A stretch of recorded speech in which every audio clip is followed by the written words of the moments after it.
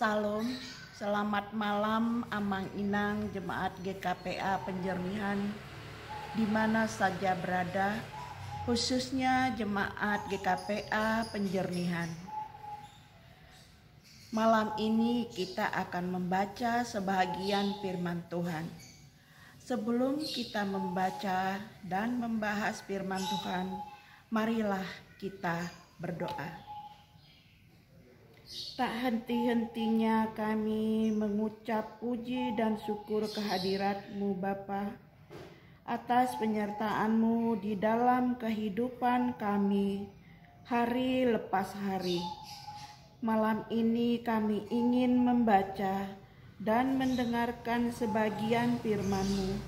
Sertai dan mampukanlah kami Tuhan dalam menyampaikannya, agar apa yang akan kami sampaikan seturut dengan kehendak-Mu saja.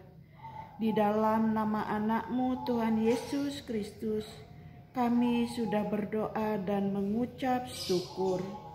Amin. Amang Inang, ayat yang akan kita baca pada saat ini diambil dari 1 Tesalonika 5 ayat 12 sampai dengan 18. Demikian firman Tuhan. Kami minta kepadamu, saudara-saudara, supaya kamu menghormati mereka yang bekerja keras di antara kamu, yang memimpin kamu dalam Tuhan dan yang menegur kamu. Dan supaya kamu sungguh-sungguh menjunjung mereka dalam kasih karena pekerjaan mereka. Hiduplah sesuai dalam damai seorang dengan yang lain. Ayat yang ke-14. Kami juga menasehati kamu, saudara-saudara, tegurlah mereka yang hidup dengan tidak tertib. Hiburlah mereka yang tawar hati, belalah mereka yang lemah. Sabarlah terhadap semua orang. Perhatikanlah supaya jangan ada orang yang membalas jahat dengan jahat. Tetapi usahakanlah senantiasa yang baik terhadap kamu masing-masing dan terhadap semua orang. Bersukacitalah senantiasa, tetaplah berdoa, mengucap syukurlah dalam segala hal, sebab itulah yang dikehendaki Allah di dalam Kristus Yesus bagi kamu. Demikian ayat yang akan kita bahas. Mari kita mencoba membahas dan mengaplikasikannya di dalam kehidupan kita. Paulus menulis surat kepada jemaat di Tesalonika untuk menjawab keresahan yang terjadi di dalam jemaat, khususnya mengenai akhir zaman dan mengenai mereka yang telah meninggal dunia. Namun, tentu saja Paulus juga menggunakan surat ini untuk memberikan beberapa nasihat mengenai tata tertib hidup berjemaat. Dengan waktu yang singkat, hanya sekitar 3 minggu di Tesalonika, Paulus belum sempat mengatur hal ini dengan tuntas. Dalam bacaan hari ini, kita akan melihat nasihat Paulus. Pada ayat yang ke-12 sampai 13, Paulus ingin menjelaskan dan menasihati kita bagaimana tanggung jawab jemaat kepada para pemimpin mereka. Apa yang telah dilakukan oleh para pemimpin itu kepada jemaat di Tesalonika. Kemudian ayat 14 sampai dengan 15, Paulus ingin menjelaskan bagaimana tanggung jawab jemaat kepada semua orang. Kemudian pada ayat yang ke-16 sampai 18, Paulus ingin menasihatkan bagaimana tanggung jawab pemimpin, dan kepada banyak sekarang tanggung jawab kepada diri sendiri. Maksudnya setelah kita ayat 12 sampai 13, Paulus menasihatkan bagaimana kita menghormati pemimpin. Kemudian ayat 14 sampai 15, bagaimana kita menghormati dan menasihat kita sesama jemaat. Kemudian ayat 16 sampai 18, tanggung jawab atau pribadi lepas pribadi. Mari kita bahas satu persatu. Yang pertama, bagaimana Paulus menjelaskan atau memberikan nasihat agar kita bertanggung jawab kepada para pemimpin. Jawabnya adalah Paulus mengawali uraiannya dengan tanggung jawab anggota jemaat kepada pemimpin mereka. Paulus menasihati jemaat Tesalonika agar mereka menghormati dan menjunjung para pemimpin mereka. Hal ini perlu ditekankan karena Paulus harus meninggalkan Tesalonika dengan tergesa-gesa, dan bisa dibayangkan apa yang terjadi bila jemaat tidak menghormati para pemimpin.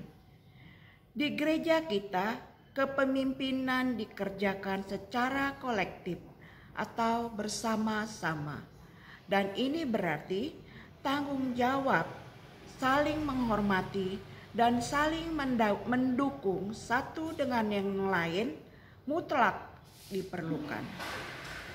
Kemudian yang kedua, pada ayat yang ke-14 sampai 15, Paulus menjelaskan tanggung jawab jemaat kepada banyak orang atau kepada sesama jemaat.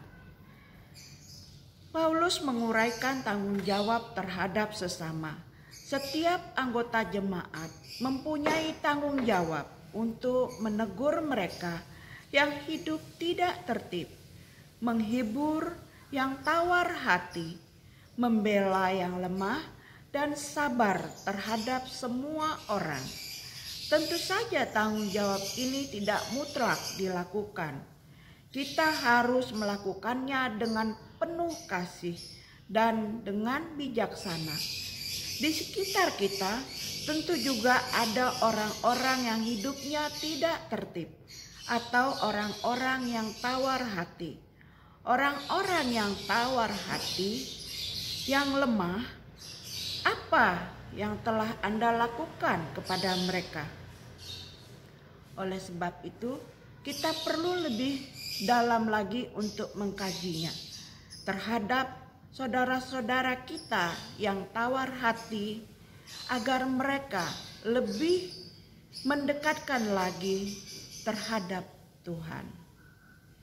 Ayat yang ke-16 dan 18, Paulus ingin menjelaskan tanggung jawab kepada diri sendiri.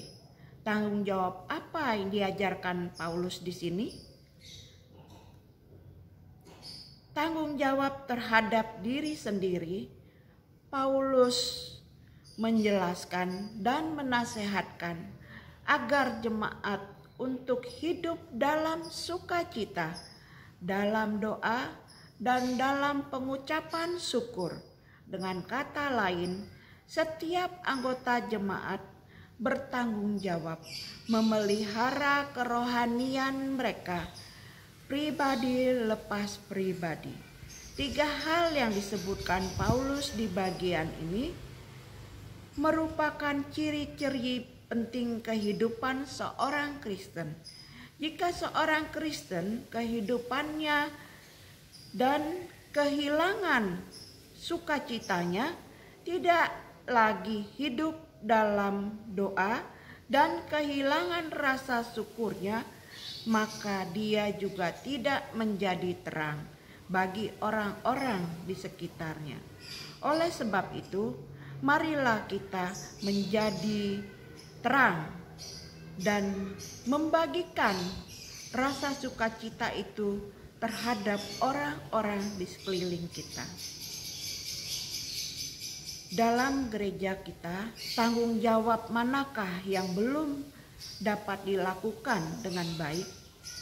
Apa yang perlu kita lakukan untuk mengerjakan tanggung jawab itu?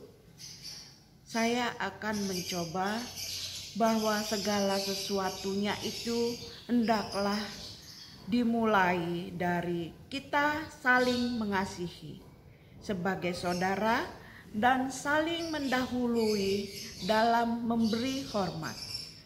Kita tidak pandang bulu dalam memberi hormat. Kita harus penuh dengan rasa hormat terhadap sesama. Demikian firman Tuhan, hendaklah kita melakukannya di dalam kehidupan kita. Amin. Kita berdoa. Terima kasih Tuhan atas penyertaan-Mu pada saat kami membaca firman-Mu malam ini. Mampukan kami memahaminya dan melakukannya di dalam kehidupan kami. Biarlah kami semua boleh menjadi pribadi yang baik bagi pemimpin, bagi sesama jemaat, dan kepada diri kami sendiri, agar dipenuhi rasa kasih, banyak bersyukur, dan menjadi terang bagi sesama kami. Seluruh kehidupan kami malam ini kami serahkan dalam tangan pengasihan Tuhan. Di dalam nama anak-Mu Tuhan Yesus Kristus, kami sudah berdoa dan mengucap syukur. Amin. Amang Inang, demikian firman Tuhan yang telah kita bahas bersama. Mudah-mudahan apa yang kita sampaikan malam ini boleh kita artikan, kita terapkan di dalam kehidupan kita. Salam, selamat malam Amang Inang. Horas Madihita Sasudena.